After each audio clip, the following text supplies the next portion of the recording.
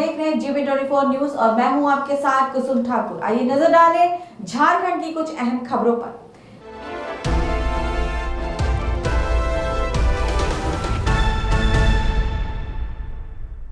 Anchor 1, देश में नरेंद्र मोदी के नेतृत्व में सरकार चलाई जा रही है। ऐसे में प्रधानमंत्री अपने संबोधन के जरिए कई योजनाओं की सौगात देशवासियों को देते रहते हैं। वे अक्सर कहते हैं कि मोदी है तो मुमकिन है और मोदी की गारंटी है कि जो हम कहते हैं उसे अवश्य पूरा करते हैं। आइए देखें पूरी खबर। झारखंड के पूर्व कांग्रेस सांसद फुरकान अंसारी ने कहा कि मोदी जी किस गारंटी की बात करते हैं? क्या देश के युवाओं को बेरोजगार रखने की गारंटी देते हैं? महंगाई को बढ़ाने की गारंटी की बात करते हैं? वे कहते हैं कि अयोध्या में भगवान राम को लाए हैं, जो विजय माल्या और नीरव मोदी जैसे लोगों को क्यों नहीं ला पाते हैं? साथ ही उन्होंने ये भी कहा कि जिस राज्य में भारतीय जनता पार्टी चाहती है उस राज्य में उसकी सरकार बन जाती है। इसका साफ मतलब है कि ईवीएम की गड़बड़ी के वजह से ऐसा हो पाता है, इसलिए बैलेट पेपर के जरिए वोट होना चाहिए। तो मोदी जी की गारंटी क्या गारंटी है? वो कहता है जो मोदी की गारंटी है, मोदी जो कहेगा वो गारंटी है। तो मैं कहना चाहता हूँ मोदी की गारंटी यही है, बेरोजगारी बढ़ाने की गारंटी उसके पास है, महंगाई को बढ़ाने की गारंटी उसके पास है, किसानों को बर्बाद करने की गारंटी उसके पास है।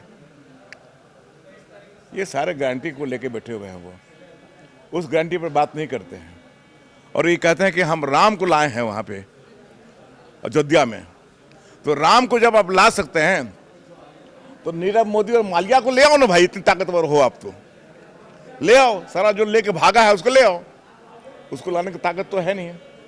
ये सब जो बहानाबाजी कर रहे हो ये सब नहीं चलने वाला, जनता सब समझ रही है। इस बात को लेकर उजागर होगा जम करके। मैं उसी दिन जिस दिन रिजल्ट हो रहा था काउंटिंग, उसी वक्त मैंने चैलेंज किया था कि ईवीएम के बगैर हटाए हुए शुद्ध और साफ सुथरा मैंने इलेक्शन नहीं। देखिए मेरी बात सुनिए ना, इनको पूरा देश में उनको 2 नंबर करना है तो 2-4 स्टेट नहीं छोड़ेगा तो मामला गड़बड़ा जाएगा ना यार। राजनीतिक नहीं कर रहा हो, 2-4 छोड़ दिया जाओ सर, तुम भी तो तुम कहोगे साफ सुथरा इलेक्शन हुआ है, लेकिन जहाँ गोलमाल करना था वहीं करता है गोलमाल। वो जहाँ मध्य प्रदेश में हम जीतने जा रहे थे वहाँ हम हार गए, राजस्थान में हमारी सरकार बनने जा रही थी वहाँ हम नहीं बना सके। तो इसका मतलब साफ जाहिर होता है कि ईवीएम से कभी भी साफ सुथरा और लोगों की जो वोटर है जो चाहते हैं वो चाहना उसका बेकार हो जाता है और वो हार जाता है और जीत जाता है वो। इसलिए मैं चाहता हूँ कि ईवीएम का खिलाफ पूरे देश की जनता को करना चाहिए, और द पॉलिटिकल पार्टी को। हम यहाँ के वोटर हैं, हम यहाँ की जनता हैं, हमारे मन के मुताबिक हम जिसको वोट देते हैं वो सरकार बनती या नहीं बनती, ये देखने की जरूरत है आज।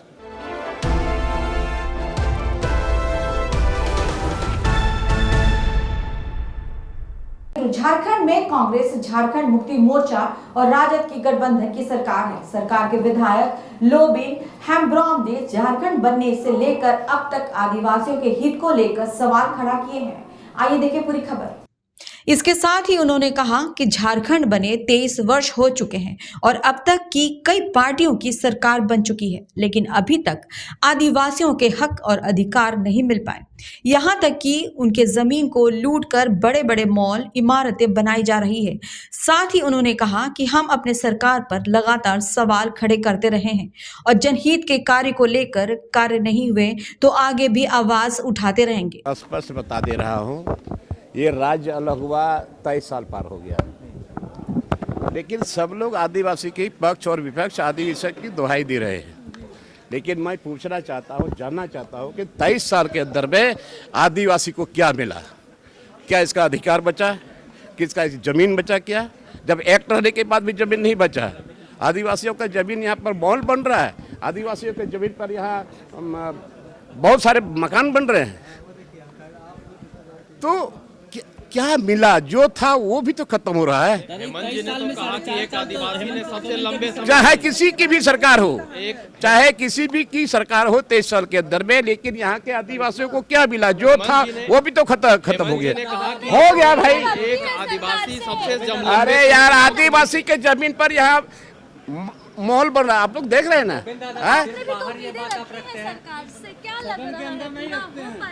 कौन नहीं रखता है? आप लोग नहीं सुनते हैं क्या?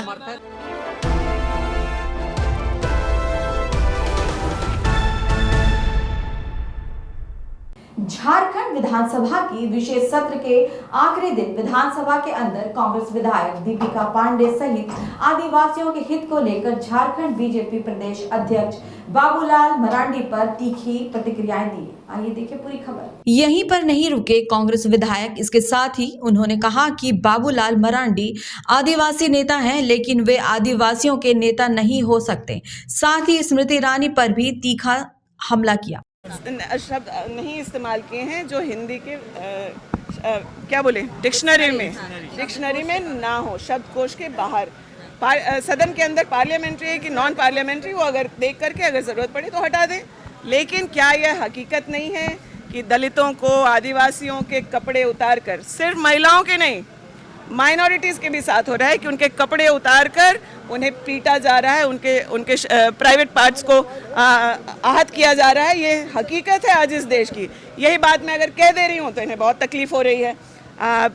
कॉर्पोरेट घरानों को स्टैब्लिश करने के लिए आज हमारे HEC तक को बेचने की तैयारी शुरू हो गई है। तो क्या इन लोगों के जो दुर्भावना से ना अगर HEC को बेचने और अडानी के जिम्मे लगाने की बात होती तो राज्य में अस्थिरता नहीं आती। पूर्ण बहुमत नहीं, बहुमत से ज़्यादा हमारी सरकार है। ये विपक्ष में अपने आप को बैठने को तैयार ही नहीं है। हम लोगों के यहाँ एक कहावत है, घर वाला बरतर, बर वाला घर तर। कम 29 वोटों के साथ, 29 MLA के साथ ये सत्ता में बैठना चाहते हैं। और हम 47-48वें हमारे जो हैं MLA अभी इसमें है हॉस्पिटल में, और ये चाहते हैं कि हम लोग जो है घर से बाहर बैठे। यह संभव नहीं है। जो लोकतंत्र में और संविधान के अनुरूप है उसको माने। और इन्हें मिर्ची इसलिए लग रही है क्योंकि इनके यहाँ आदिवासी नेता हैं, लेकिन आदिवासियों के नेता नहीं है। मैंने बाबूलाल जी का नाम लिया। महिला नेत्री हैं, लेकिन महिलाओं की नेता नहीं है। ना तो स्मृति ईरानी जी मणिपुर के मामले में क्यों चुप रहती हैं? आदिवासी महिला को राष्ट्रपति बनाने का ये क्लेम करते हैं, लेकिन उनके हाथ पैर बांध करके इनके मुंह पे सेलो टेप लगा के बैठाया गया है। राम मंदिर के शिलान्यास में फिल्म एक्ट्रेसेस आती हैं, लेकिन इस देश की जो पहली लेडी हैं उनको निमंत्रित नहीं किया जाता लोकसभा के उद्घाटन में। और ये कहते हैं हमने आदिवासी राष्ट्रपति बना दिया। आप उन्हें फ्री होकर के काम करने कहाँ दे रहे? मणिपुर की जो घटना थी उसका संज्ञान लेकर के अगर आपने सही में आदिवासी राष्ट्रपति बनाया था तो वो हम लोगों की उम्मीद थी कि राष्ट्रपति महोदया जरूर कुछ मणिपुर के बारे में बोलेंगे और वहां के संकट से बचाएंगे। वहीं दीपिका पांडे के बयान पर पलटवार करते हुए बीजेपी विधायक रणवीर सिंह ने कहा कि दीपिका पांडे जिस तरह की बातें की वो किसी भारतीय नारी की भाषा नहीं हो सकती। झारखंड की भाषा की मान मर्यादा के लिए अपने उन शब्दों के लिए उन्हें माफी मांगनी चाहिए। दीपिका पांडे जी अनलीगल बयान करते रहती है और कांग्रेसियों का एक काम है इलीगल बयानबाजी करना। कांग्रेस का सुपड़ा साफ होने वाला आने वाले समय में झारखंड में, प्रदेश में कांग्रेस का सुपड़ा साफ होने वाला। दीपिका पांडे एक हमेशा विवादित बयान देने में वो चाहती किस तरह से बयान दें ताकि हम इलेक्टेड रहें और किस तरह से गोड्डा से उनको टिकट मिले, इस फायदे में लगी रहती है। बाकी तो लोग पहुँचे ना वहाँ। हमारे मणिपुर में हमारी भारतीय जनता पार्टी की सरकार है, हमारे मुख्यमंत्री पहुँचे, सारे लोग पहुँचे। सभी नेताओं को आना जरूरी नहीं है। राज्य का जो मुखिया हो तो गया ही वहाँ पे।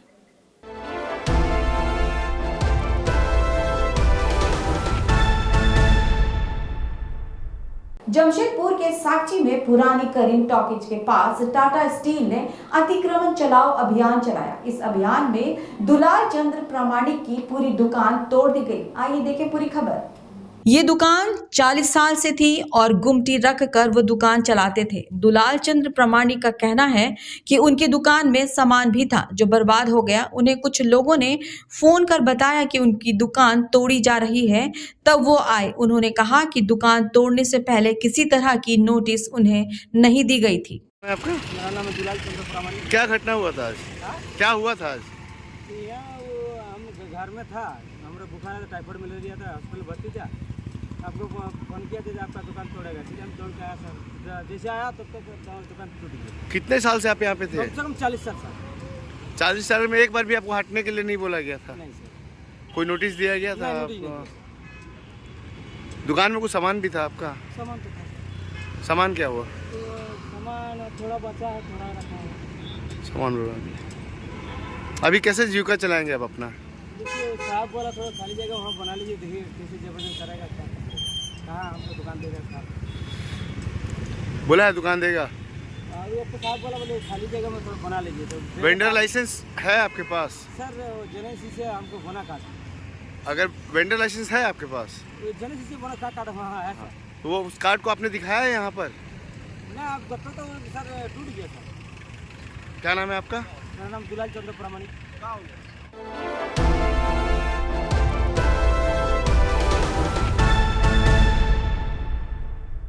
जमशेदपुर महानगर भाजपा के अध्यक्ष के रूप में सुधांशु ओझा ने बुधवार को विधिवत पदभार ग्रहण कर लिया। इस मौके पर जमशेदपुर महानगर भाजपा के तमाम नेता एवं कार्यकर्ता मौजूद रहे। आइए देखें पूरी खबर। इस मौके पर सुधांशु ओझा ने बताया कि पार्टी की ओर से जो भी दायित्व सौंपी गई है उसका निष्ठा एवं ईमानदारी पूर्वक निर्वहन करना उनकी प्राथमिकता में शामिल है। सभी को एकजुट करते हुए आगामी लोकसभा चुनाव में पार्टी का झंडा बुलंद करना है। नए एवं पुराने साथियों को साथ लेकर एक बार फिर से प्रचंड जीत सुनिश्चित करना है। इस दौरान सभी ने सुधांशु ओझा को फूल माला पहनाकर बधाइयां दी। वर्तमान समय में कोई बड़ी चुनौतियां नहीं है। हम अपने खेत के बीजा को बटोर के खलिहान में ले जाएंगे और खलिहान लगाएंगे। हमारा संगठन भारत में सबसे मजबूत है। दुनिया की सारी शक्ति आज हमसे संगठन शक्ति सीख रही है। हमारा काम बस है उन सारी शक्तियों को संयोजन करना है और इस चुनाव में भारी बहुमत से जिता के उस बड़ी लाइन को खींच देना है। जो आने वाले समय में जो हमारे उत्तराधिकारी होंगे उनको भी खुशी होगी उनसे आगे काम करने के लिए। का गठन वरीय पदाधिकारी जो हो संगठन के चला रहे हैं, झारखंड प्रदेश के सारे लोग संगठनात्मक रूप से उनसे राय मशविरा के बाद, क्योंकि संगठन किसी एक आदमी का है नहीं, अकेले कुछ होता नहीं है।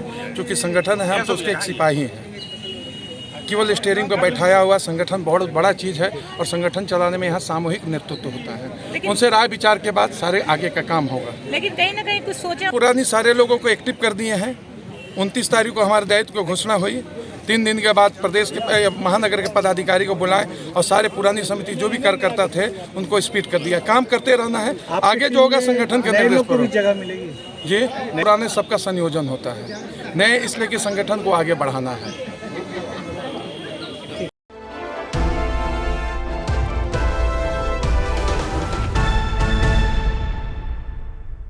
जमशेदपुर के बागबेड़ा थाना अंतर्गत महुआ गली स्थित कुएं में बागबेड़ा निवासी बबलू नाम के युवक के गिर जाने से पूरे क्षेत्र में सनसनी फैल गई। बागबेड़ा पुलिस द्वारा कुएं में गोताखोरों की मदद से युवक की खोजबीन जारी है, पर अब तक युवक का कुछ पता नहीं चल पाया। आइए देखें पूरी खबर। मिली जानकारी के अनुसार युवक बागबेड़ा का रहने वाला है और बागबेड़ा क्षेत्र में रहकर ही जीवन यापन कर रहा था। मंगलवार देर रात अचानक स्थानीय लोगों को किसी व्यक्ति के कुएं में गिर जाने की जानकारी मिली। इसके बाद स्थानीय लोगों ने बागबेड़ा पुलिस को सूचना दी, जहां बागबेड़ा पुलिस ने जांच के क्रम में पाया कि बागबेड़ा निवासी बबलू कुमार कुएं में गिर गया है। देर न करते हुए बागबेड़ा पुलिस ने गोताखोरों की मदद से युवक की तलाश शुरू कर दी। अब तक युवक का कुछ पता नहीं चल पाया है। पुलिस ने जांच की बात कहकर इस संबंध में कुछ भी बोलने से इनकार कर दिया। वहीं दूसरी तरफ युवक की तलाश कर रहे गोताखोर मजरूल बारी ने बताया कि देर रात में सूचना मिलने पर खोजबीन जारी है, पर कुएं में गहराई और क्रॉस चैनल की वजह से नीचे उतरने में काफी परेशानी हो रही है। फिर भी हर स्तर से युवक की तलाश की जा रही है। कल 10:30 बजे एसडीओ साहब को फोन आया कि इस जगह में कुआं में कोई लड़का गिर गया, डूब गया। और जस्ट तुरंत खाना खाने के लिए बैठे थे, खाना नहीं खाया। फिर हम तुरंत भाग के यहाँ आए और थाना प्रभारी यहीं पर थे, बागबेड़ा थाना प्रभारी और पूरा टीम के साथ। फिर हमने रात को करीब 12:30 तक प्रयास किया, रोक डाल के झगड़ का भी इंतजाम करके वो करते रहे। फिर 1 बजे यहाँ से घर गए। फिर सुबह है, अभी तक वे लगे हुए हैं। नीचे कैमरा डाल के भी नीचे देखे तो कुछ पता नहीं चल रहा। अभी फिर और कोशिश कर रहे हैं, जगह और मंगाए हैं।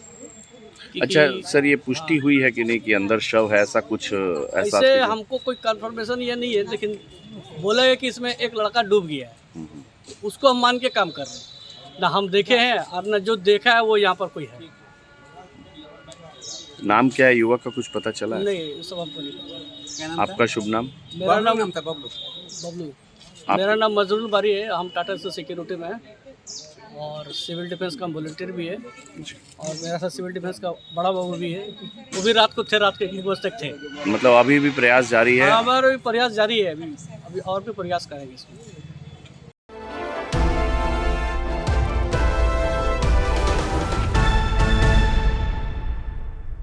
आकांक्षी जिला गढ़वा के गांव के लिए प्रधानमंत्री ग्राम सड़क योजना किसी वरदान से कम नहीं है। प्रधानमंत्री ग्राम सड़क योजना से ग्रामीणों को मुख्य पथ से जोड़ने का काम जोरों से चल रहा है। इससे ग्रामीणों में काफी खुशी तो है, पर प्रधानमंत्री ग्राम सड़क योजना जैसे महत्वाकांक्षी योजनाओं में भी जिला पदाधिकारियों की अनदेखी के कारण संवेदक के द्वारा प्रारूप के अनुसार पथ नहीं बनाए जाने से नाराजगी भी है।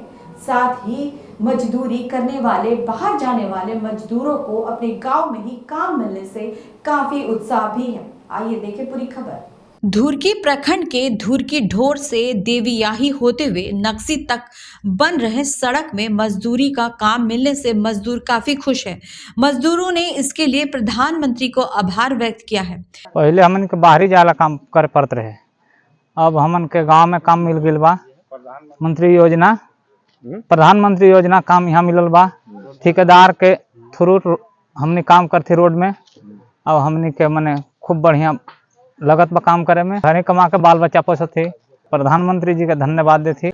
नरेंद्र मोदी यहाँ पे काम दिले बड़न, जो पुल के वो हमारे साथ रहे और हम लोगों को गरीबों को इसी तरह काम देवे हमारे गांव में, और हम इसी तरह अपने बच्चों को पोसे और स्कूलों में भेजे। और हम नरेंद्र मोदी से यही धन्यवाद करते हैं कि हम गरीबों पर अपना कृपा बनाए रखे और इसी तरह के काम दें। सड़कों के अभाव में काफी कठिनाइयों का सामना किए ग्रामीण प्रधानमंत्री ग्राम सड़क योजना से बन रहे सड़क से काफी उत्साहित है। इसके लिए प्रधानमंत्री को धन्यवाद देते हुए प्रधानमंत्री से आग्रह किया है कि वे सड़क को संवेदक से गुणवत्ता के मानकों पर निर्माण कार्य कराकर मजबूत सड़क का निर्माण जिला प्रशासन कराएं, ताकि इसका उपयोग ग्रामीण लंबे समय तक कर सके। रोड जो बन रहा है धुरकी बाजार से दिव्याही रक्सी तक है, और यह रोड जो है कि माननीय प्रधानमंत्री जी को हम लोग धन्यवाद देते हैं, जो कि महत्वपूर्ण रोड यह था जो कि बन भी रहा है। लेकिन इसमें जो बन रहा है उसमें देखने से पता चलता है कि जो प्रारूप जो है सरकार का, जो इसका रोड का नियमावली है उसके आधार पर शायद नहीं बन रहा है, और उससे पता चलता है कि हम लोगों का आने जाने में बहुत दिक्कत हो सकती है, बहुत जल्दी रोड खराब भी हो जाएगा। इसलिए हम माननीय प्रधानमंत्री जी से और इस विभाग में जो कार्य कर रहे हैं उनसे आग्रह करूंगा कि इसकी गुणवत्ता को देखते हुए सही से रोड बनाया जाए, ताकि हम लोगों का पब्लिक को चलने में आसानी हो। यह प्रधानमंत्री सड़क यह बन रहा है, पहले से हम लोग को आवागमन में बहुत कठिनाइयों का सामना करना पड़ता था। किसी को बर बीमारी या कुछ हो जाता था, बहुत दिक्कत से हम लोग हॉस्पिटल तक पहुंच पाते थे। यह रोड नरेंद्र मोदी प्रधानमंत्री जी के अथक प्रयास से यह मिला हुआ है, और इसमें अच्छा से अच्छा काम होना चाहिए। और माने रोड बनने से बहुत बढ़िया हम लोग को फायदा है। जहाँ समय हम लोग को जाने में, रक्सी जाने में अगर आधा घंटा समय लगता था, हम लोग यहाँ से अब सीधे 5 मिनट वहाँ सड़ जा रहे हैं। ऐसे बहुत अच्छा है। हम प्रधानमंत्री जी को बहुत बहुत धन्यवाद देते हैं, और हम चाहेंगे कि रोड मिला है तो रोड अच्छा ढंग से बने, अच्छा बने, ठेकेदार से अच्छा बनवावे। यही आशा उम्मीद के साथ बहुत बहुत धन्यवाद। डीडीसी राजेश कुमार राय ने कहा कि ग्रामीण क्षेत्रों में प्रधानमंत्री ग्राम सड़क योजना से काफी सड़कें बनाई जा रही हैं। ये ग्रामीणों के लिए उपयोगी सड़क है। गुणवत्ता का विभाग विशेष ध्यान दे रहा है। अगर इसमें कोई संवेदक लापरवाही बरतते हैं तो विधि समस्त कार्रवाई की जाएगी। जी सर, आपने देखा है कि हमारे क्षेत्र में, ग्रामीण क्षेत्रों में सड़कों का अच्छा जाल बिछाया गया है, बेहतरीन सड़कें बनाई जा रही हैं, और इसमें एक बहुत बड़ा जो रोल है वो प्रधानमंत्री सड़क योजना की भी है, जहां गुणवत्तापूर्ण सड़कें बनाई जा रही हैं ताकि दूर दराज तक के लोगों को इसका लाभ मिल सके। और इसकी विभागीय मॉनिटरिंग जो है वो ग्रामीण विकास विभाग करती है, और हम लोग बिल्कुल इस बात का ध्यान रखते हैं कि उच्च कोटि की सड़क बने, और अगर इसमें कोई किसी प्रकार का की गड़बड़ी करने की कोशिश करता है या करेगा तो उस पर विधि सम्मत कार्रवाई करने से भी हम नहीं हम करेंगे। दशकों बाद प्रधानमंत्री ग्राम सड़क योजना से जुड़कर किसान के पथ पर चलने की खुशी को इस कार्य में लगे संवेदक के द्वारा की जा रही कार्य में लापरवाही से नाराज भी है। प्रधानमंत्री ग्राम सड़क योजना को मुख्य पथ से जोड़कर ग्रामीणों को विकास की डोर से बांध रही है। अब केंद्र सरकार और जिला प्रशासन इस पथ को गुणवत्ता की कसौटी पर बनाने में कामयाब रहे तो ग्रामीण इनका लाभ लंबे समय तक उठा पाएंगे।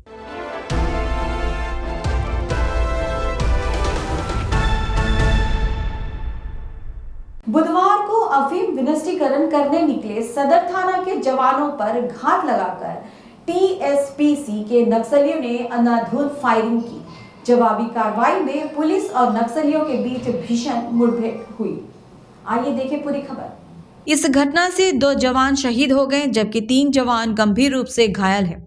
घायल जवान आकाश की स्थिति गंभीर है जिसे बेहतर इलाज के लिए हेलीकॉप्टर द्वारा रांची रिम्स भेजा गया है जबकि 2 जवान का इलाज सदर अस्पताल में चल रहा है। खबर लिखे जाने तक एसपी राकेश रंजन घटनास्थल पर मौजूद थे। पुलिस और नक्सलियों के बीच हुई भीषण मुठभेड़ में शहीद होने वाले 2 जवान सिकंदर सिंह गया वशीरगंज निवासी और सुकुन राम पलामू निवासी हैं। अफीम विनिष्टीकरण कर लौट रहे पुलिस पर टीपीसी नक्सली घात लगाकर घटना को अंजाम दिया।